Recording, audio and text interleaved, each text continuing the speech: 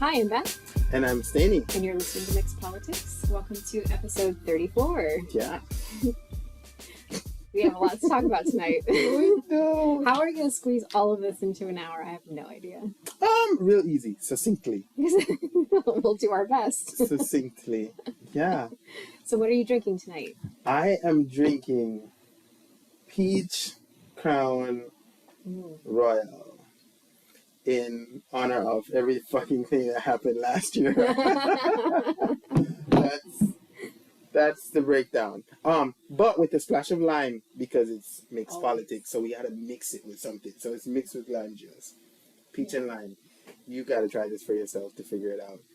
What are you drinking tonight? Well, I already broke the rule. I'm not mixing anything, but I have a hard seltzer. It's a faux pas. For the first episode of the year. I know. I'm just going low-key right now because my brain is on overload after everything that's happened in this year so far.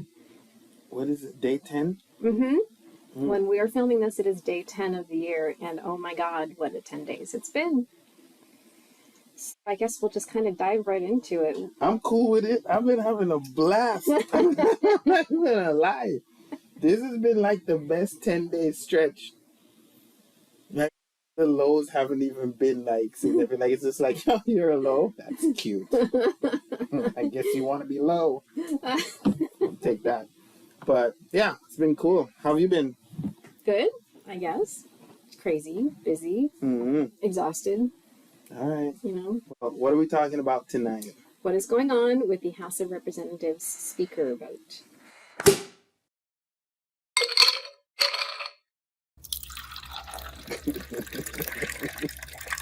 Yeah. Do we have to call it that? No. What do you suggest? House of Representatives Speaker. House Speaker fiasco. Okay. House Speaker circus. Okay. House Speaker, like, not just vote. Like, what the fuck was that? Did you? That's what it is. It's a mess. I'm trying to be objective here. It is a vote. My God. Fiasco, that's all subjective. A vote. A vote, yeah. 15 of them. Yeah, so the summary of it is there were... Kevin McCarthy wanted to be Speaker of the House. More than anything he's ever wanted in his life. More than life itself. And I think he's been vying for this for the last 10, 12 years or so.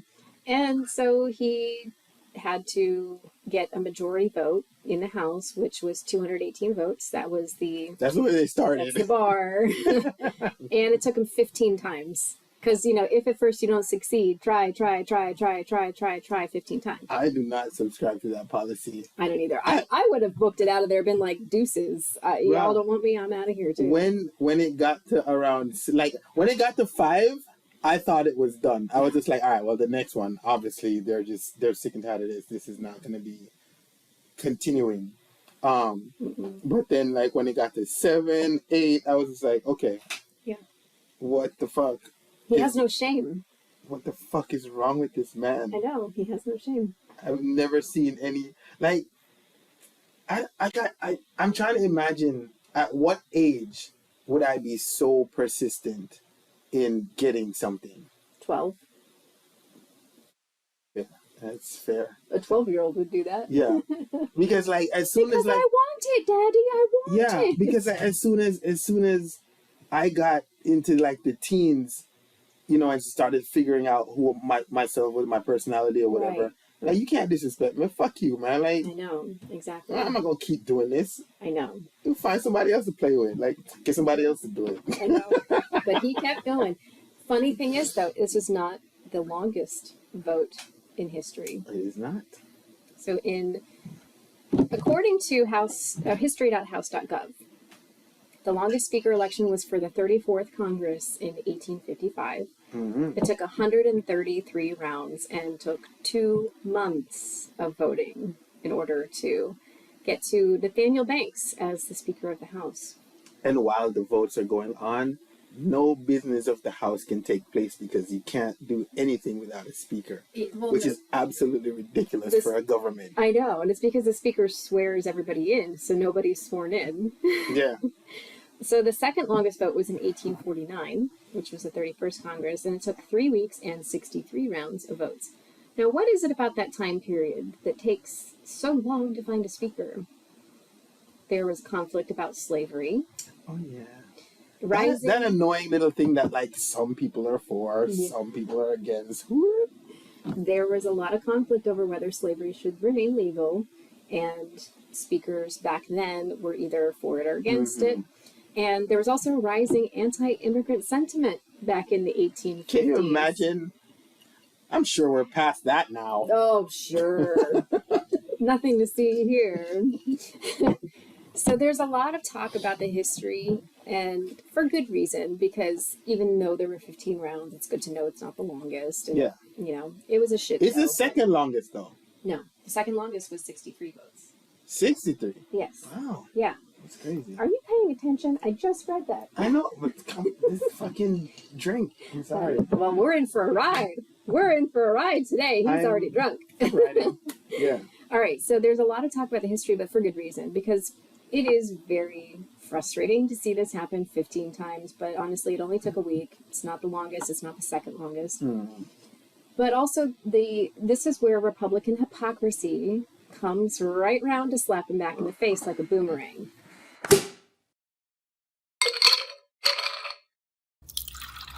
Within the past few weeks, I've heard a lot of Republican congressmen and congresswomen-elect at the time, because they weren't sworn in, talking about how they needed to get a speaker so they could change the rules and take back what Nancy Pelosi changed, because she was evil for changing the rules so that you would not, so you'd need more than one person to do a motion to vacate the chair. Now, there is some truth to that. Back in Thomas Jefferson's days, when he was vice president, therefore he was the president of the Senate, he decided it was necessary to write some general rules of decorum in the House and Senate. So in 1801, just as he was winning the White House and leaving the Senate, the president of the Senate seat, he published these rules, and they are still in place today in the House of Representatives. The Senate basically has abandoned them. Like, that's cute. Nice job, but thanks, TJ, we got this. The House still actually uses these rules from 1801, and they use this as the general boundaries of how to conduct business in the House of Representatives, and then anything that is not followed must be overruled by the new House rules that are adopted at the beginning of each congressional term. And that's what they were talking about, was Nancy Pelosi's evil because she said you need more than just one person to say they don't have any confidence in the speaker. And here's what I say to that. They obviously are either ignorant for saying that or willfully trying to keep people misinformed, because Nancy Pelosi was not the first speaker to want to change that rule. But I think it's important to know why this is applicable to McCarthy right now, because this was one of the concessions. We'll talk more about other concessions, but one of the main concessions was he initially wanted to require at least 5 or more people to give a vote of no confidence in order for him to be brought up to a vote again. And he had to concede to bring it down to 1, which the original Jeffersonian rules. This was in place to allow just 1 vote to vacate the chair until the mid-2010s, and this was exactly why John Boehner actually was no longer Speaker of the House, because the Tea Party. Generally speaking, once people were elected into their congressional seats, they didn't want to engage in the Jerry Springer chaos that we see with the Tea Party and the House Freedom Caucus today. But because of the 2010 midterms, when all these angry, chaotic, we want to tear down the government people came in, they felt emboldened to say, we don't like John Boehner, so fucking yank him out of there. And all it took was 1 vote. So John Boehner basically said, fuck all you guys, I'm leaving. He resigned before they could take that vote. But then when Paul Ryan was going to take over as the next Speaker of the House, Paul Ryan said he wanted to do the same thing and bump the rules up to no longer require just 1 seat. And I will give you... Because to be honest, like, if you even just look at it as like a base standard, you would not take a job that you were nominated and then voted into, Mm-hmm. if the very next day one person could decide we need to vote again to get you out. Exactly. So no matter who, like, it doesn't, it's not a matter of party or whatever. And that's like, they like to play into that it's the party or it's this person or it's the Democrats or whatever. No sane Speaker of the House would take the job with the rule in place that any one of you can tell me to get the fuck out. Exactly. Because it disrupts business. Right. Not just disrupts business, just the selfishness of, not even selfishness, because maybe it's not selfish, but like, why would I take a job where I could lose it tomorrow? You're wasting my time. You're disrespecting me. You're just making a mess of things. Right. And then, and at will too. So let's say you vote for me to get out tomorrow and it doesn't pass. Right. What stops you from doing it on Thursday and on Friday and on Monday? That is exactly why Paul Ryan said he wanted to change it. And I'll give you a quote. He said, no matter who is speaker, they cannot be successful with this weapon pointed at them all the time. Right. But the Freedom Caucus said that was a non-starter back when Paul Ryan was trying to get enough votes to be speaker. So he said, okay, we'll change it back to one. And because they had hand selected this person, and he resigned a couple years later because the Democrats won back control of the House, they didn't really have the balls to do this again, because how are they going to say vote of no confidence for a Democrat? You know that it's politically motivated.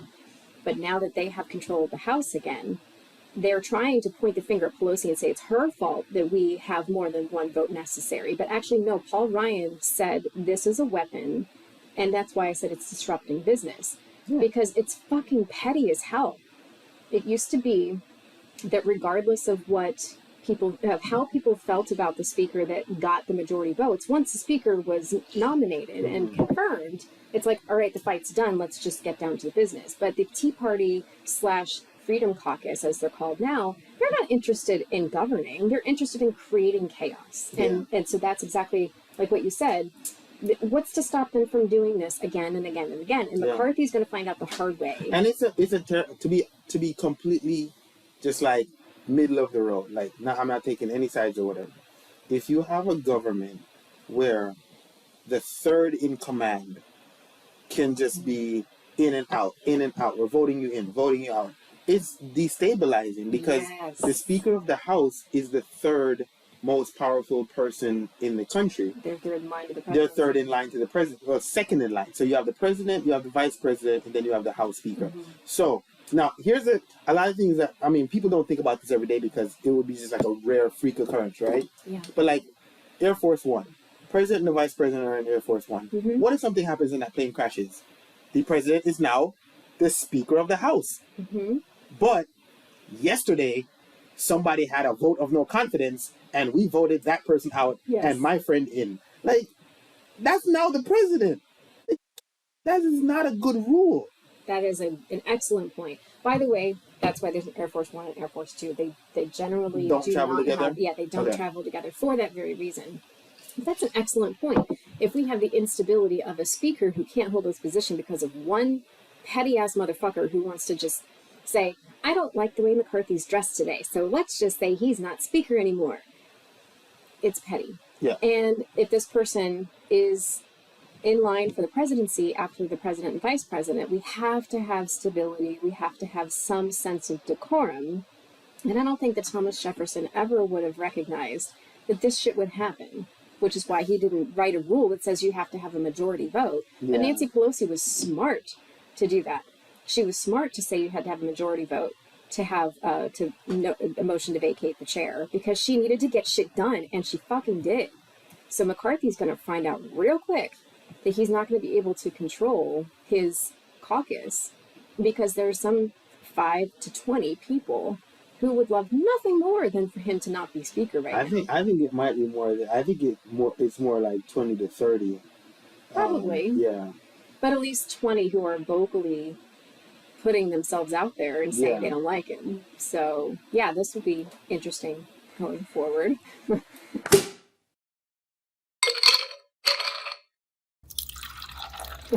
He made a lot of concessions, though.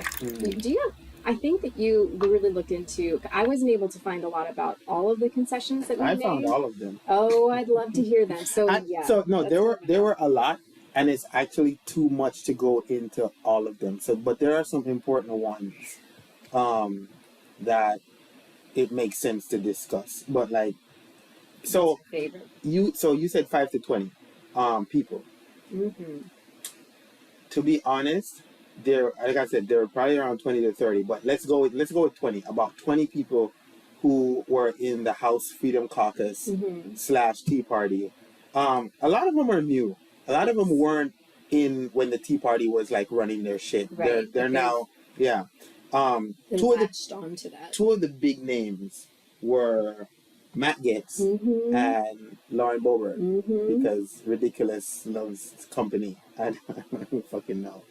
Seriously, can we just take a pause for a second and say that Lauren Boebert failed her GED 3 times, and she's a member of Congress? But that gives them American people hope. I don't think she leveled up with the whole run for Congress thing, because she still reflects a person who failed her GED 3 times. Yeah. So, continue. So, I don't know if you guys watched, or if you, did you watch all 15 votes? Yeah, I did. I watched the last, so I watched the first couple, and then I kind of skipped out, because I just expected it to be figured over. out. Yeah. Oh, and I then, watched and then when 15. it wasn't figured out, like I think I caught like 9 to 15. House Speaker, President, and I'm gonna go with current House Speaker because of the concessions that he's made. Kevin McCarthy had to go up against the Freedom Caucus, led by Matt Gaetz and Lauren Boebert and a couple of other people, and they would not vote for him until he conceded to them some power or gave them some form of, this is what we want and we're not voting for you until we got it. Right. Which is very hilarious because, like, just on paper coming up to this, like after the red wave that they promised, that was like a red sputter. Trickle. I don't even know, a red, yeah.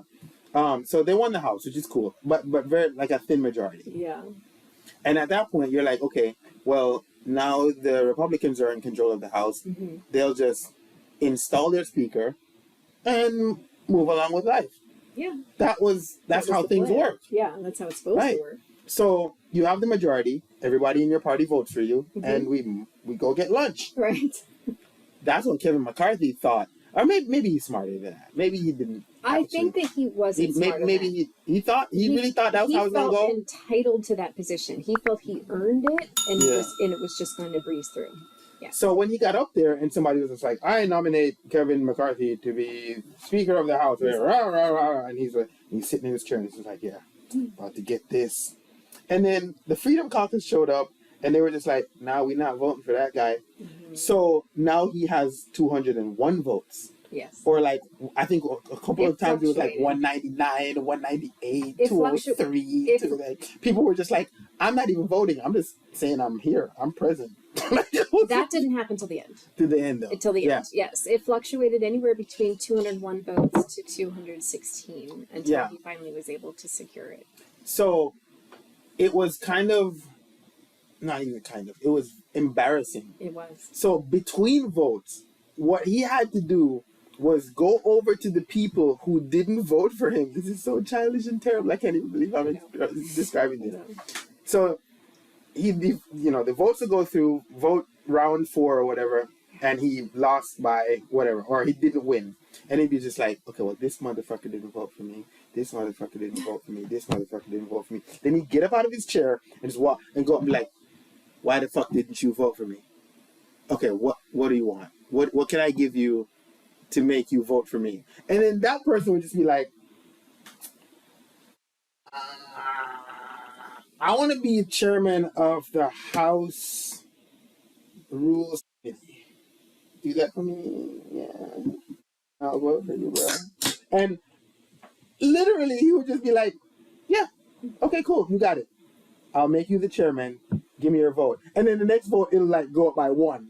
Because that person got what they wanted. Right. And I'm just like, this is so weird. It's driving me crazy. And so that went on for a while until it like got down to 2 or 3, and it was just like the big wigs of the House Freedom Caucus. It was Matt Gaetz and it was Lauren Boebert, and it got to the point where there was like, I don't know if you saw this, there was like some cattiness between Marjorie Taylor Greene and Lauren Boebert, right? Yes. And she was just like, you're holding up the business of government, you're being petty, you're being catty, this doesn't make sense. And I'm just like, when Marjorie Taylor Greene starts to make fucking sense, you know we are in a different fucking realm. Yes. Because what is happening? I know. I know. So, but it was funny to watch. So he walks over to Matt Gaetz, and there's like, I don't know if have you ever seen these funny lip reading? Yes. Did you see it? I did. It was so good. I did. You're going to have to post that in. I'll do a little clip. You're a formulated pickle popper. He's a storm cloud. I don't like you, dude. And there's a tiger. That's it. You two guys sent the tiger. Okay, yeah. Okay, Brad? I'm a horrible person. Brad, I'll report you to Nadine. I just want your leg bones to be okay. I brought the tiger. Really, you got somebody on the organ now? Hey, man, you're gonna pay for dinner. You're gonna pay. No. It was so good. So, he had to make concessions. And he made some very big concessions. One of the concessions that he made was similar to what Beth talked about previously, which is how many people does it require for we or the people in the House to have a vote to say, we don't want you to be speaker anymore. We're voting you the fuck out. Mm-hmm. And we've already gone over that it doesn't make sense to run a government where one person could do this every single day. Right. Guess what Kevin McCarthy did? Somebody said, for me to vote for you, I want it so that only one person's vote is required to get you the fuck out of the chair whenever we feel like. After lunch, after dinner, tomorrow, before a Game of Thrones, whatever. And because he wanted the job so bad, he was just like, sure, we'll go ahead and do that. And he's stupid for doing that. Because a true leader only concedes to stuff that makes sense. We've already talked about multiple people who changed that. Yes.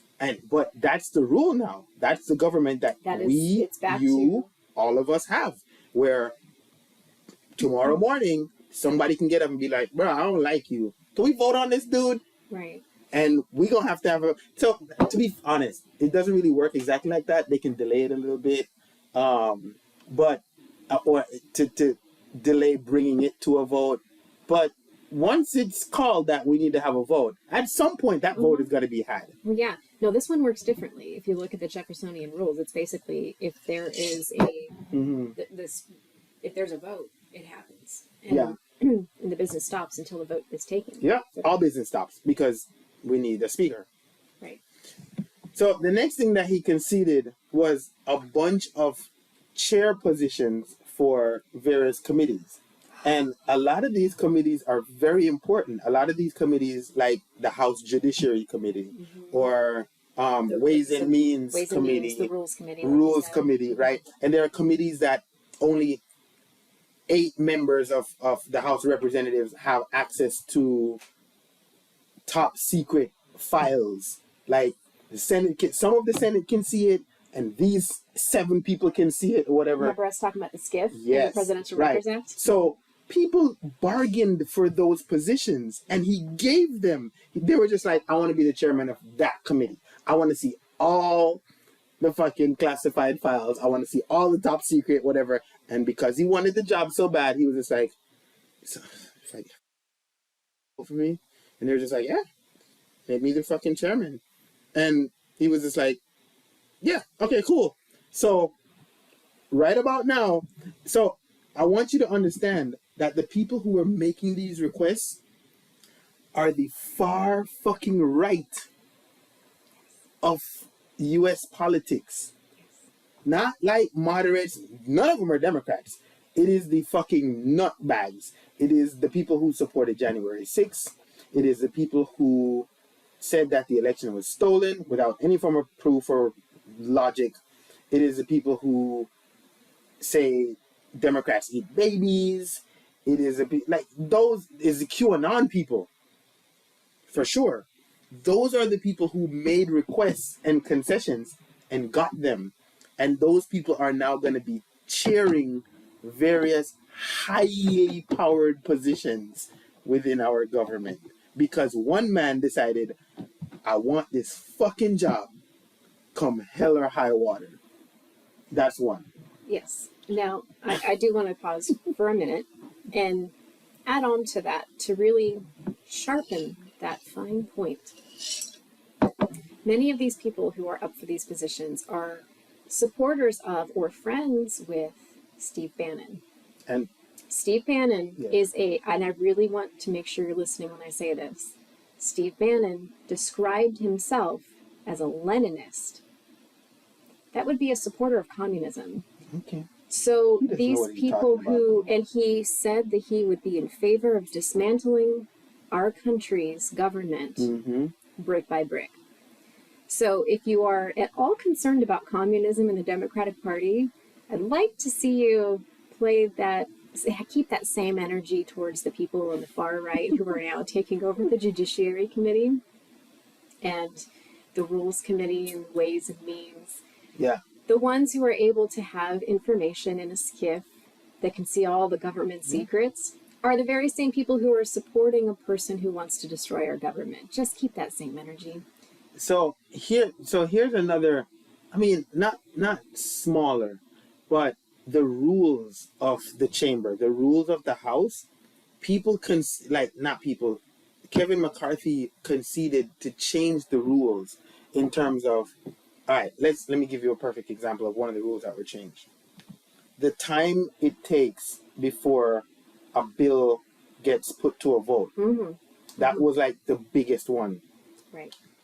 Before this, you could fast track a bill and I know I'm aware, a lot of American people had a problem with this. And you should. Yeah. Because a lot of times they'd just be like, we need this bill passed, and it has to be passed before midnight on Thursday, or the government's going to shut down, or the meteor's going to fall from the sky, or Jewish space lasers, blah, blah. And then everybody gets scared, and then the bill just gets pushed through. And then when it gets pushed through, after that, people read and go, whoa, the fuck is this? Right. We didn't see this. Right. But it's passed, right?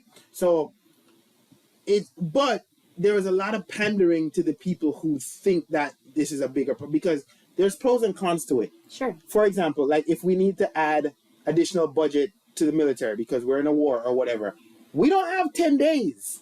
Right. We got to get this money processed right now. Sure. So for some things, the speed is necessary. Right. For other things, it's just y'all are playing politics and bullshitting around. But now there's a set rule that he conceded to that says no less than 72 hours. So if we are in an emergency situation, let's say another 9/11 happens. 72 hours before any money is allocated.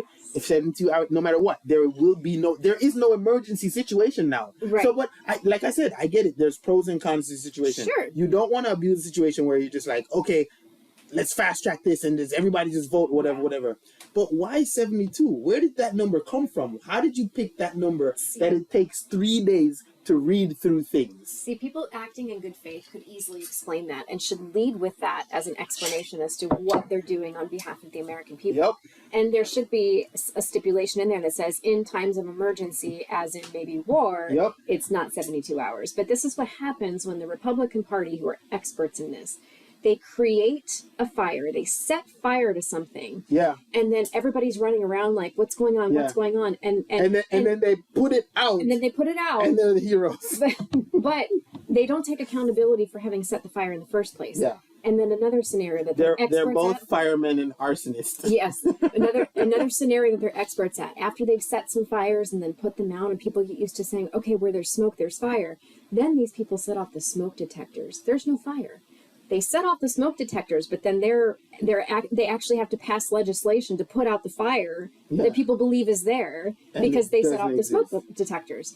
So they create these insane scenarios that runs through Fox News, OAN, all of these right-wing news networks, Steve Bannon's podcast, they create these scenarios where there's a crisis at the border and we're being overrun by drugs and fentanyl. I keep bringing this up. You remember the caravan that was gonna fucking... Yes. Where is it? I know, exactly. Y'all keep making shit up. So when it comes to some of the legislation, like, what was the one I was thinking of earlier today, where one of the first things that they wanted to push through? Oh, the IRS agents. Mm-hmm. So they created this whole scenario on right-wing media talking about 87,000 IRS agents coming for you and for me. Yeah. That was not true. But because they put that out there and all of their base is in fucking frenzy over it, well, now they can't ignore it. Now they have to push through legislation about a thing that's not even true, because they can't backtrack and say, oh, well, it's not really true because they've misled all these people to get votes to get into office. Mm-hmm. So they actually created a whole scenario that was completely untrue. And now they have to pass legislation for a falsehood because of the falsehood that they told. So it's a waste of time. Another big one I'll tell you about the concessions that he made. Because like I said, there's a lot. We can't, if we were to go through all of them, it would take 2 hours. So I was just talking about the big ones. You can go look them up. Maybe we'll post a link or something. Sure. But here's another big one. We cannot raise the debt ceiling.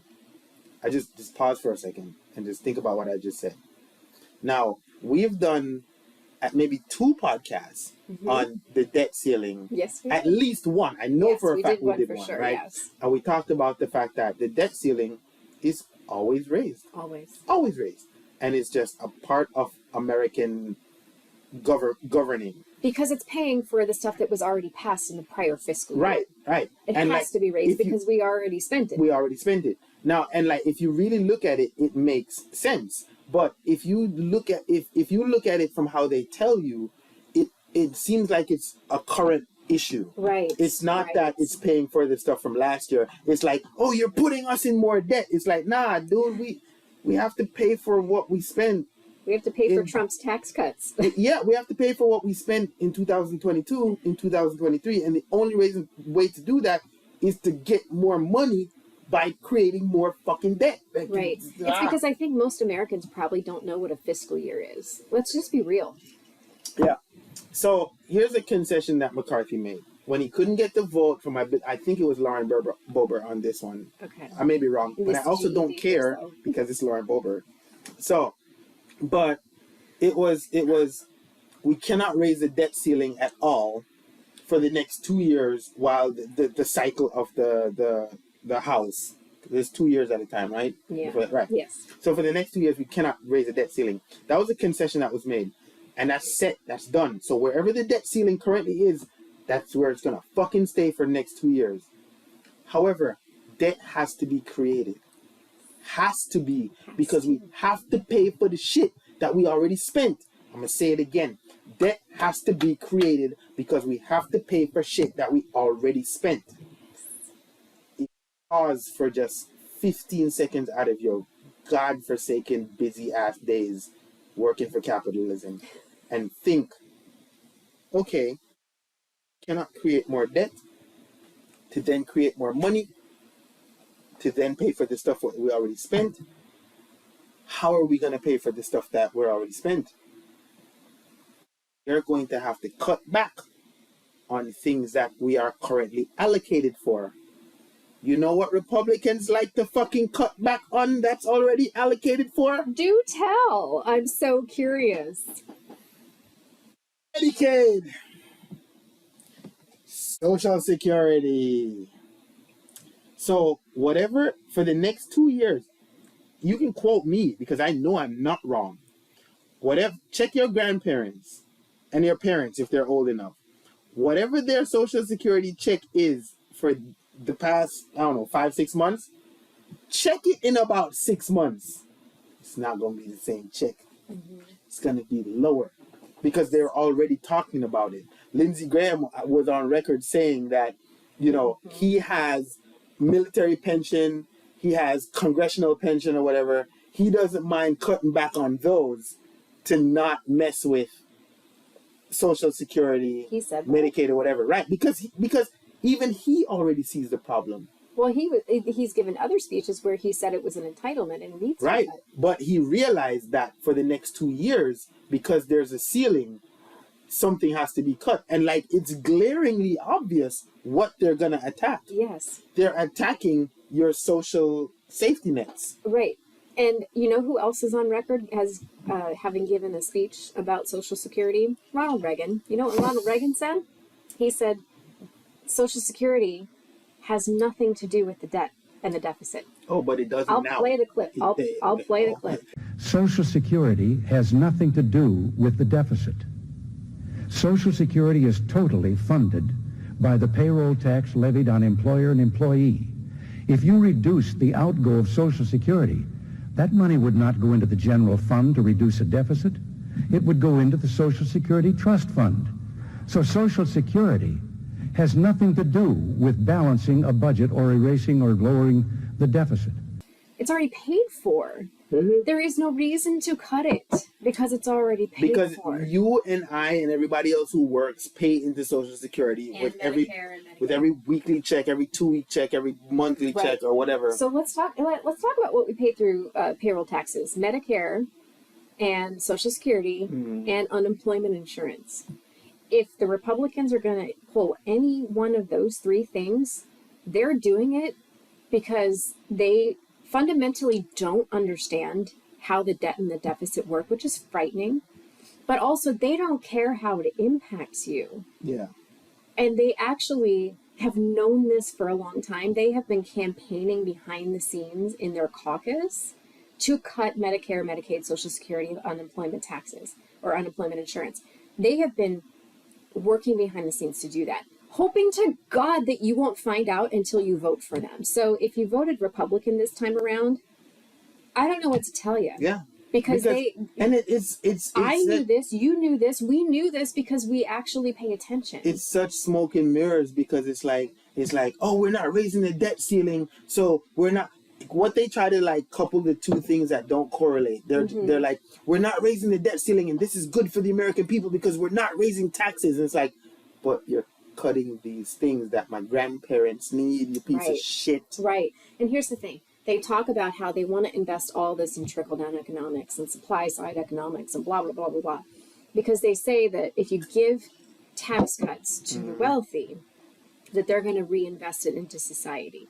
But we can't give as much tax cuts to the poor and the middle class because, well, they just don't know how to spend it appropriately. So let's just say they have tried to make us believe that the tax cuts for the wealthy pay for themselves because, you know, they're in a higher tax bracket.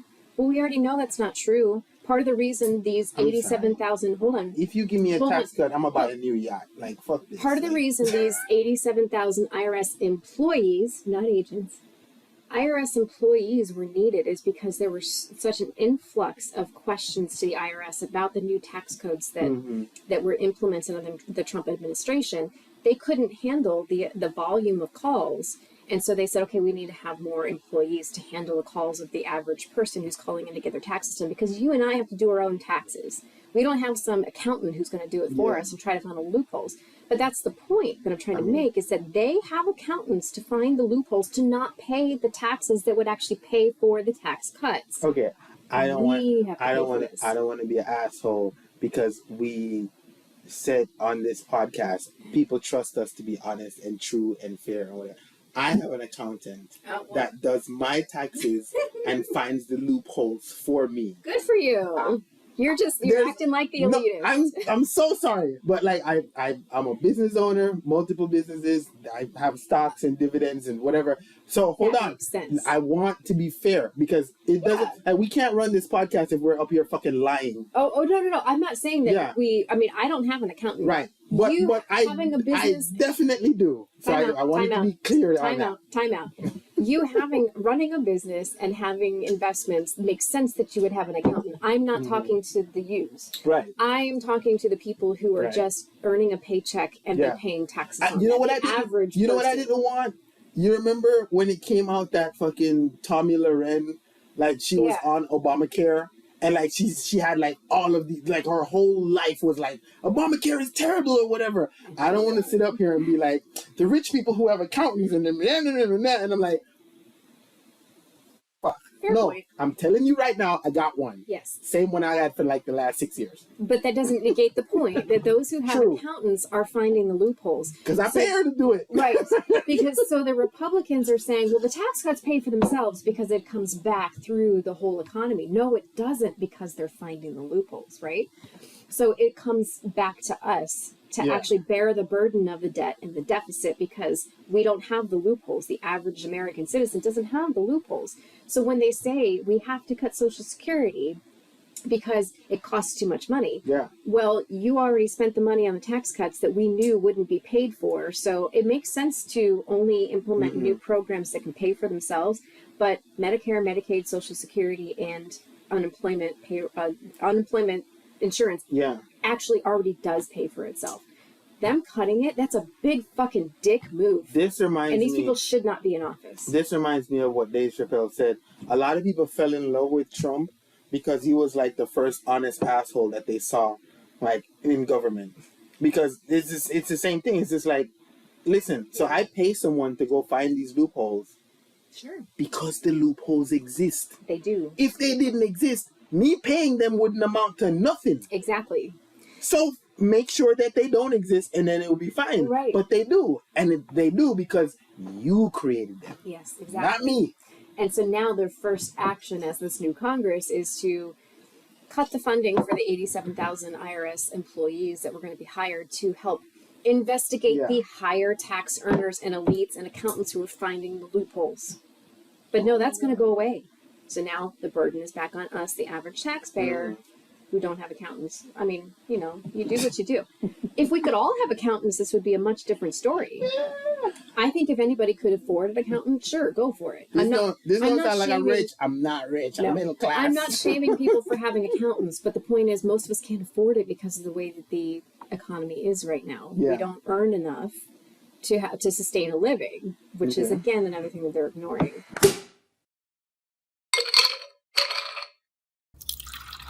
So this is still a concession, but it's very important. And, you know, we're almost to the end, but it's very important.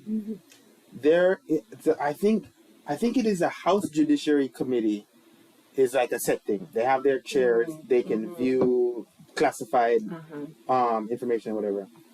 One of the concessions, Kevin fucking McCarthy, that's his middle name, fucking McCarthy, fucking dumbass McCarthy, conceded or gave a concession to was to create a subcommittee under the House Judiciary Committee. Right. Did you see that? Did you read about that? I did. And this committee is specifically to be like the Gestapo. There's no other word. And I'm sorry, I'm Godwinning this whole shit, but it's the truth. The Gestapo of the FBI. Yeah. So I don't know the name of the committee yet because it hasn't been named, but the committee can subpoena the White House, can subpoena the FBI, can subpoena the Justice Department, can subpoena Attorney General at some anybody point. in the Department of Justice. Yeah. Attorney General, yeah. And like get their files, review them, or whatever. And this specifically caters to it's another far right trope because it's the whole now the FBI is bad because the FBI is investigating us, the far right fucking lunatics, the QAnons, the fucking seditionists, etc. So, this subcommittee is pretty much going to be the oversight of like the FBI and can like put a stop to investigations, put a stop to whatever. And the reason for this is because there have been over 250 indictments and prosecutions of seditionists who stormed the Capitol and were a part of the whole January 6th fiasco 2 years ago. And they have decided to champion these people's causes at a federal level by creating a subcommittee that would put a stop to these investigations and also put a stop to the indictments, put a stop to the incarcerations, put a stop to whatever. Also, it would put a stop to investigations into Donald Trump. Because of we did a podcast on this. the documents, the top secret documents that he took to Mar-a-Lago Yes. that broke maybe 7 laws. Right.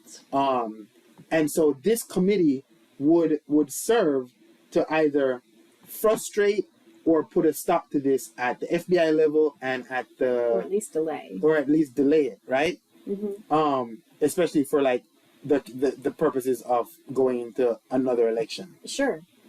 So that's the whole purpose of this committee.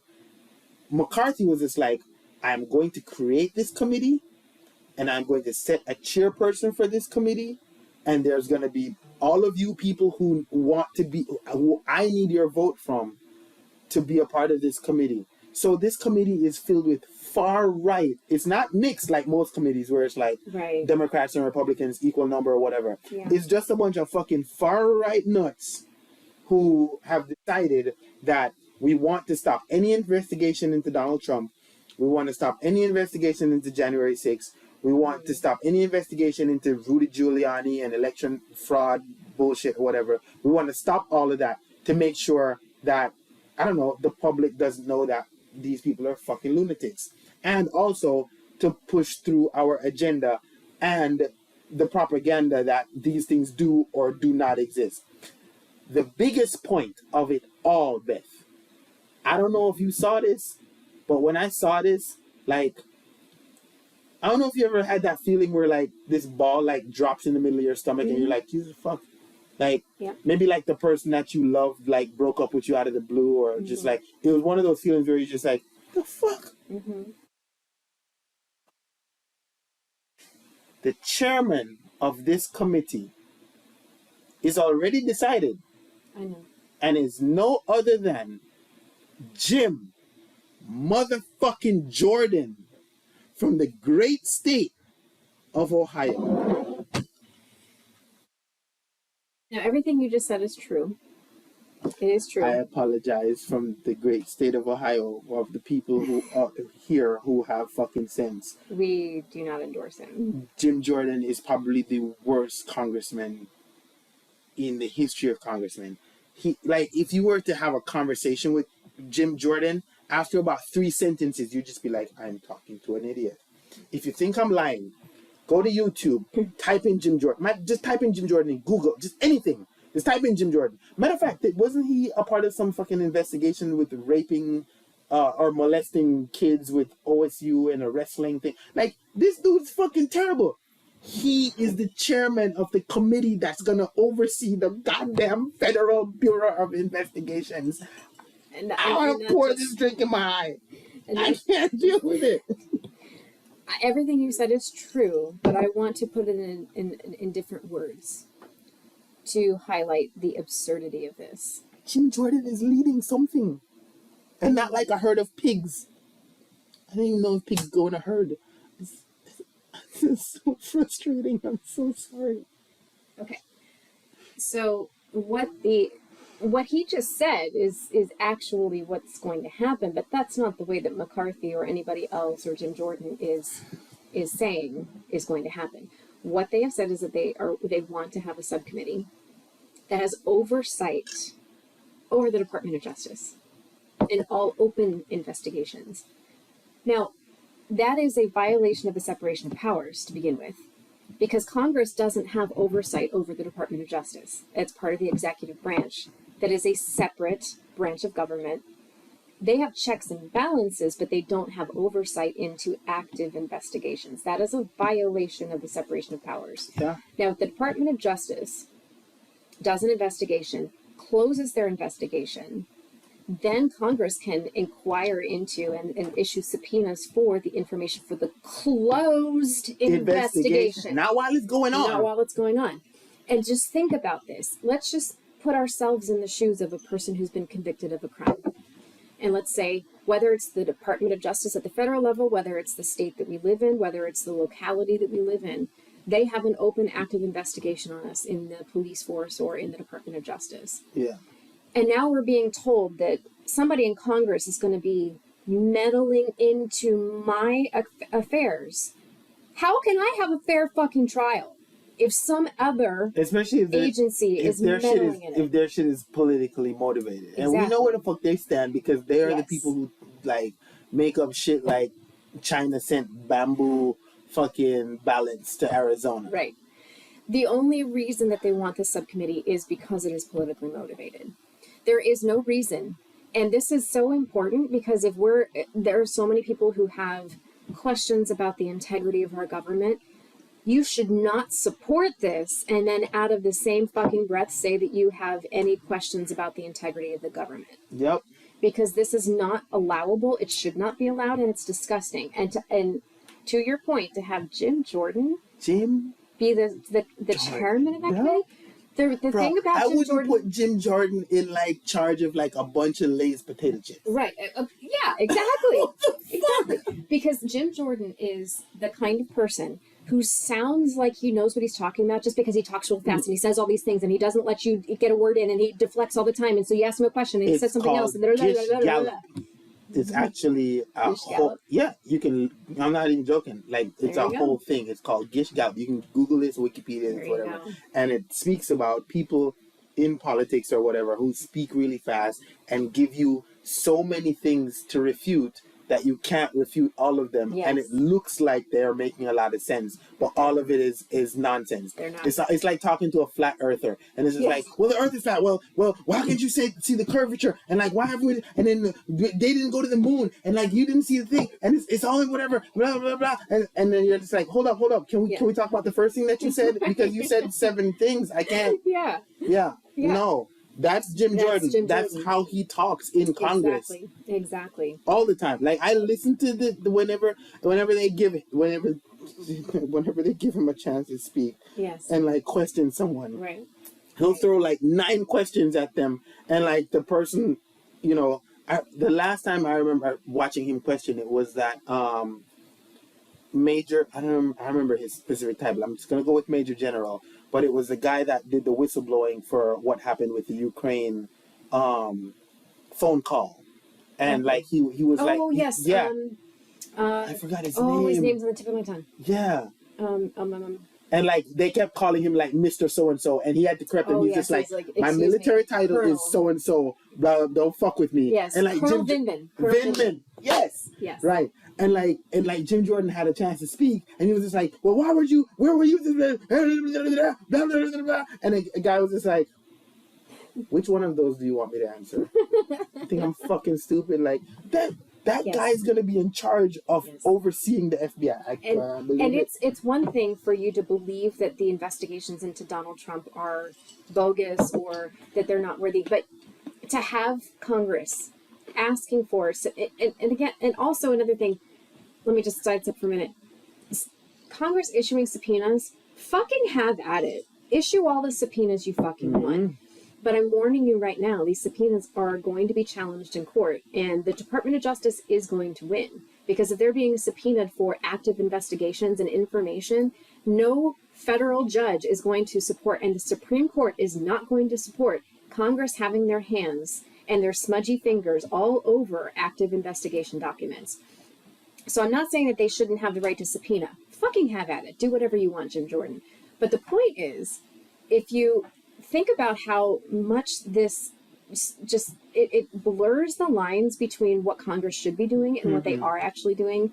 And so we have all these committee assignments that are happening and these chairmanships that are being given to people who haven't been there very long. They don't literally have been given because I want your vote. Right.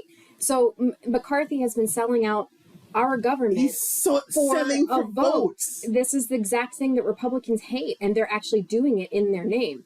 But here's another thing, is that the people that have been in Congress for a long time, call them the swamp, I don't give a shit, call them whatever you want. But if they've been in Congress for a long time, they've been waiting for these chairmanship appointments. Yeah. They've been waiting for these committee assignments. And so now you have Lauren Boebert coming in here on her high heels and her long hair and her stupid fucking brain. She's coming in here, waltzing in saying, I'm going to get that because I finally voted present for McCarthy to become speaker. Those tenured congressmen and congresswomen are going to be real pissed. I know this is random. I know this is random and not necessarily associated with what we're talking about, but everybody knows that Lauren Boebert had a restaurant in Colorado that was based on open carry and having your guns in your restaurant. Mm-hmm. Apparently, the restaurant failed, and it's no more.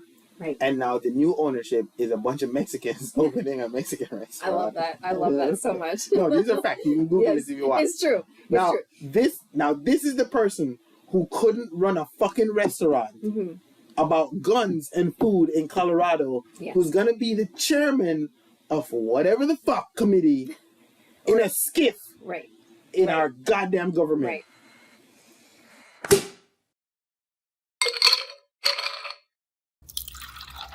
I have 2 more points that I want to cover Go here.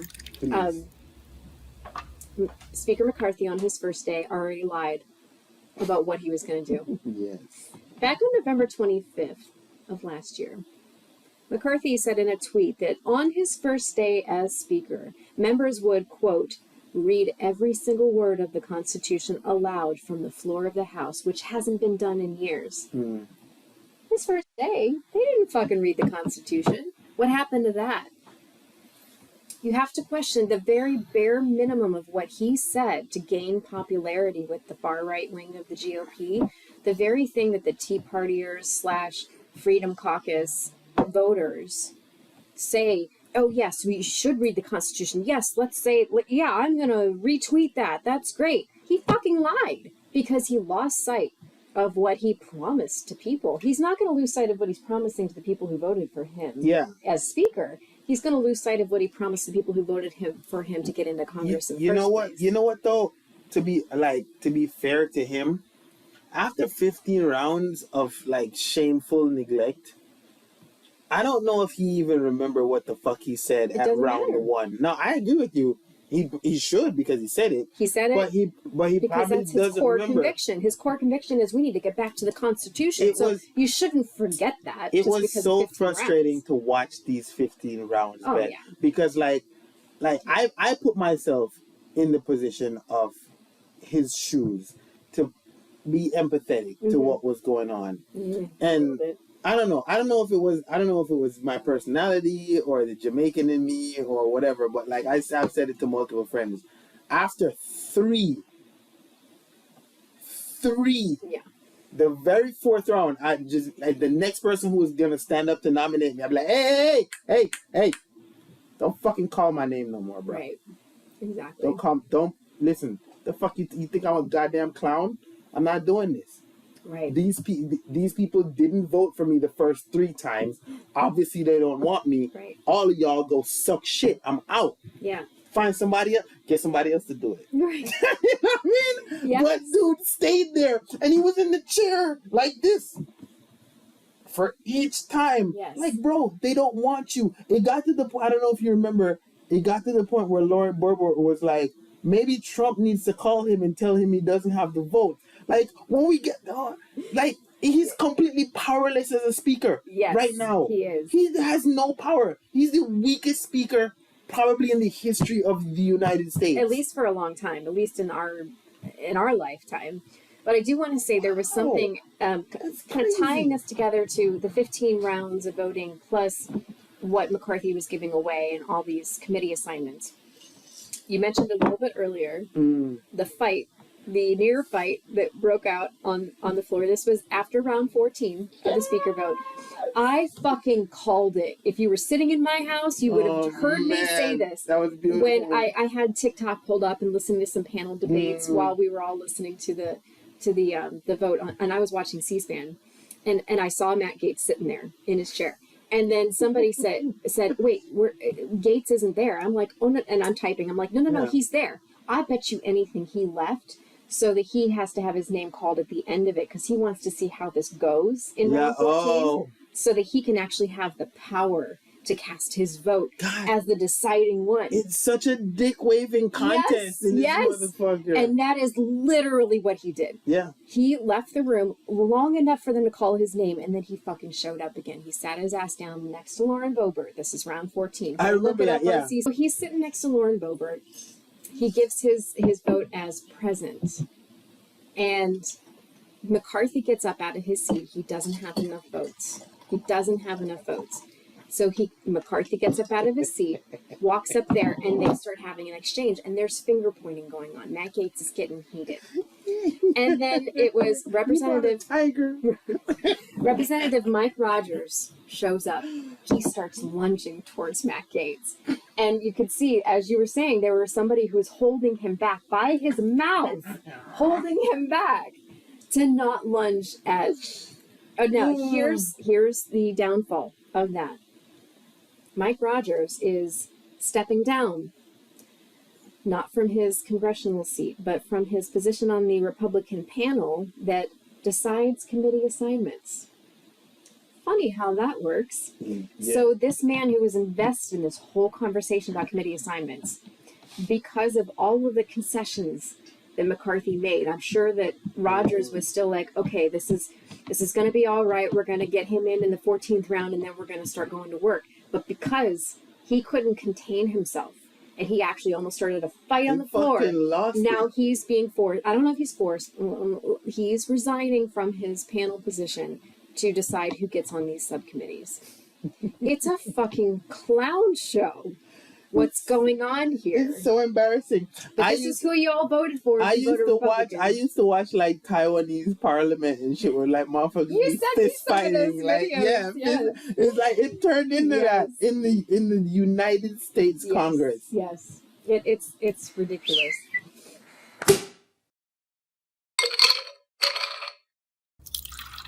And you mentioned Trump. I mean,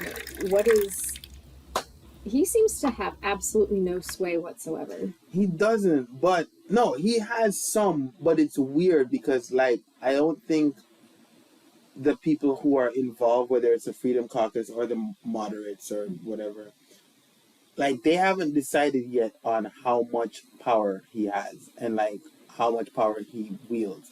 It's like, are we with him? Do we need the votes? Do we need the base? I'm not sure. Are we against him? The red wave didn't work.